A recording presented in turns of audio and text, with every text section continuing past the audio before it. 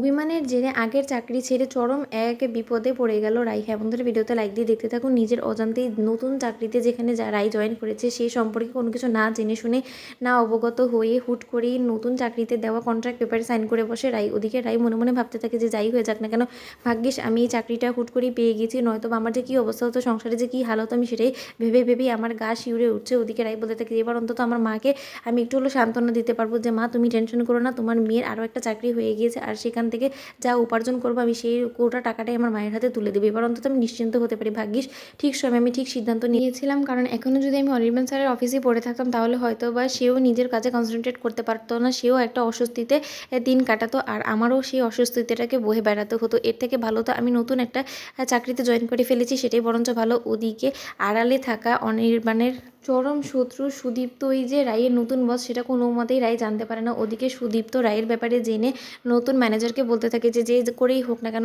এই মেয়েটাকে আমার চাই, আর ওর সব কাজ যাতে আমার আন্ডারই হয় সেই ব্যবস্থাই আপনি করবেন। ওদিকে নতুন ম্যানেজার বলতে থাকে যে আচ্ছা স্যার, আপনার এই মেয়ের প্রতি কিসের এত ক্ষোভ বলুন তো।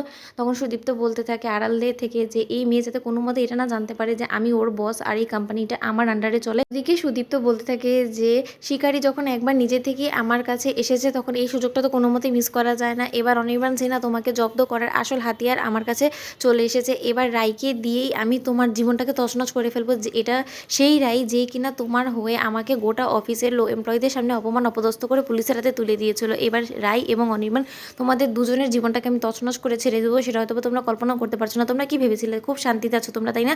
আমাকে জেল খাটিয়ে আমাকে জেলের মধ্যে রেখে দিয়ে তোমরা ভেবেছিলে যে তোমরা হয়তো বা অনেক বেশি শান্তিতে নিজেদের জীবনযাপন করবে, তাই তো? সেটার হওয়ার নেই, কারণ সুদীপ্তকে থামিয়ে রাখার মতন এমন জেল এখন অবধি তৈরিও হয়নি। আর তোমরা যে ভুল ধারণাটা পোষণ করেছিলে না যে তোমরা হয়তো আমাকে শাস্তি দিয়ে আমাকে একদম ভালো মানুষ করে ফেলতে পারবে, সেটা কোনো মতে হওয়ার নয়। এখন আমি আরও বেশি প্রতিশোধের আগুনে জ্বলছি, আর আরও বেশি তীব্র আকার ধারণ করবে আমার এই প্রতিশোধের আগুন। তখন আমার এই প্রতিশোধের আগুনে তোমরা জ্বলে পড়ে ছারখার হয়ে যাবে, আর এবার আমি সেই ব্যবস্থাই করবো। কিন্তু এবার আমার সব ধরনের প্ল্যানিংটা একটু হাটকে হবে, কারণ এবার আমি জানি যে তোমরা হয়তো অনেক বেশি অ্যালার্ট হয়ে যাবে। যদি আমি রায়ের সামনে চলে আসি তাহলে রাই হয়তো চাকরিটা ছেড়ে দিতে পারে, কিন্তু রাই আর যাই হোক না কেন তুমি যে সেটাও করতে পারবে না, সেই রাস্তাটা আমি এবার তোমার বন্ধ করে দিয়েছি। কারণ তুমি যে কন্ট্রাক্ট পেপারটা না কোনো কিছু না জেনে শুনে সাইন করেছো, সেটার মধ্যে এটা ক্লিয়ারলি লেখা ছিল যে তুমি 1 বছরের আগে কোনো মতেই চাকরি ছাড়তে পারবে না। আর এই 1 বছরে যে তোমার জীবনটাকে আমি কী করে জাহান্নাম করে দিই সেটাই তুমি এবার হাড়ে হাড়ে টের পাবে। খুব তো তখন বার বেরিয়ে গিয়েছিল, তাই না? অনির্বাণের সাপোর্ট পেয়ে নিজেকে অনেক বড় একটা পাটরানি ভেবে ফেলেছিলে। এবার তোমার এই পাটরানির সাজার সব ভূত আমি ঝেড়ে নামিয়ে দিব। এবার তুমি দেখো যে এই সুদীপ্ত